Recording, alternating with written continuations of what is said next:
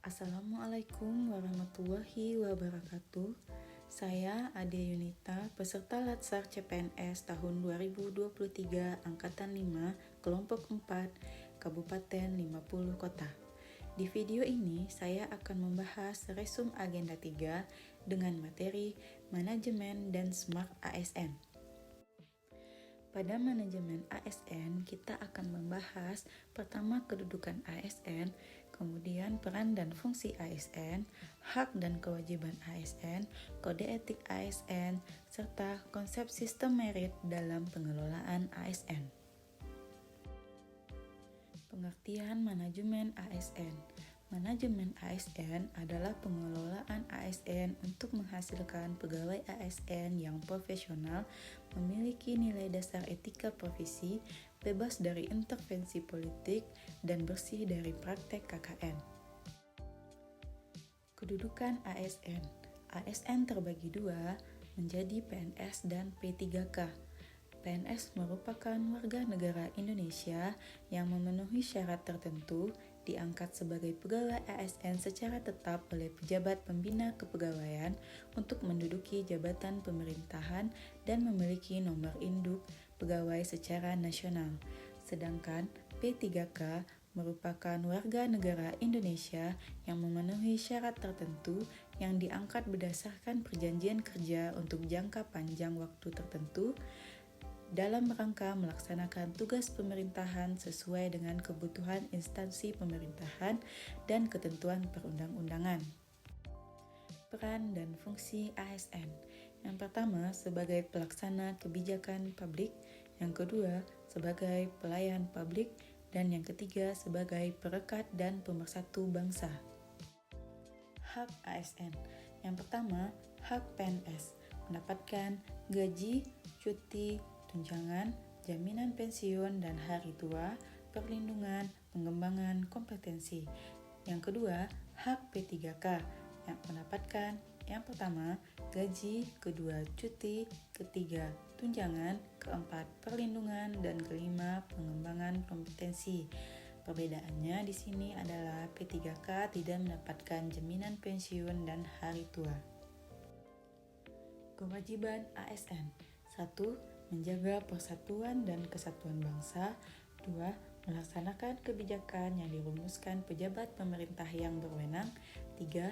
Setia dan taat kepada Pancasila, Undang-Undang Dasar 1945, dan NKRI. 4.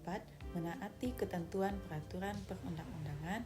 5. Melaksanakan tugas kedinasan dengan penuh pengabdian, kejujuran, kesadaran, dan tanggung jawab. 6. Menunjukkan integritas dan keteladanan dalam sikap, perilaku, ucapan, dan tindakan kepada setiap orang, baik di dalam maupun di luar kedinasan. 7. Menyimpan rahasia jabatan dan hanya mengemukakan rahasia jabatan sesuai peraturan perundang-undangan. 8. Bersedia ditempatkan di seluruh wilayah Negara Kesatuan Republik Indonesia. Kode etik ASN. 1. Melaksanakan tugas dengan jujur, bertanggung jawab, dan berintegritas tinggi. 2. Melaksanakan tugas dengan cermat dan disiplin. 3. Melayani dengan hormat, sopan, dan tanpa tekanan. 4. Melaksanakan tugas sesuai perintah atasan sejauh tidak bertentangan dengan peraturan perundang-undangan. 5. Menggunakan kekayaan milik negara secara bertanggung jawab. 6. Menjaga agar tidak terjadi konflik kepentingan. 7. Tidak menyalahgunakan informasi intern negara. Dan ke-8. Memegang teguh nilai dasar ASN. Sistem merit dalam ASN. Dalam Undang-Undang Nomor 5 Tahun 2014 tentang Aparat Sipil Negara, sistem merit didefinisikan sebagai kebijakan dan manajemen ASN yang berdasarkan pada kualifikasi, kompetensi, dan kinerja secara adil dan wajar dengan tanpa membedakan latar belakang, politik, ras, warna kulit, agama, asal-usul, jenis kelamin, status pernikahan, umur, atau kondisi kecacatan. Kita masuk kepada pengertian dari Smart ASN.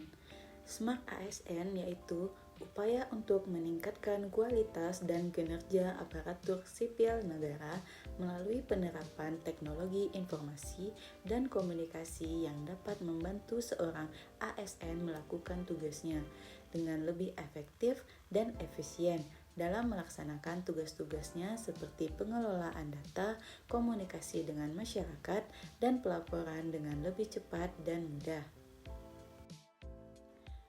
Literasi digital.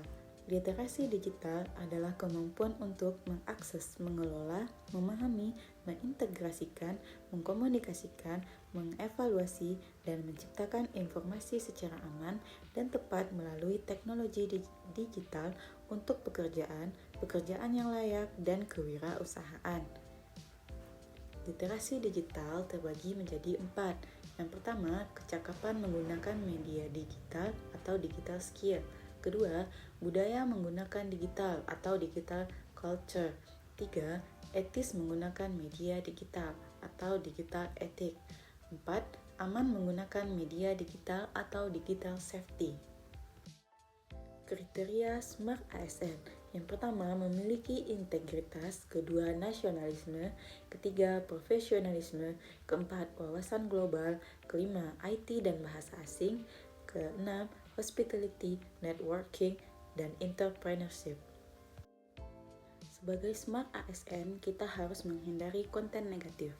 Konten negatif ialah informasi dan atau dokumen elektronik yang memiliki muatan yang melanggar kesusilaan, perjudian, penghinaan, atau pencemaran nama baik, pemerasan, dan atau pengancaman, penyebaran berita bohong, dan menyesatkan, sehingga mengakibatkan kerugian pengguna.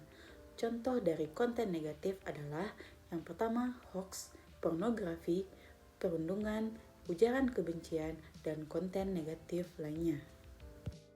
Sekian yang dapat saya sampaikan dari Resum Agenda 3. Saya ucapkan terima kasih.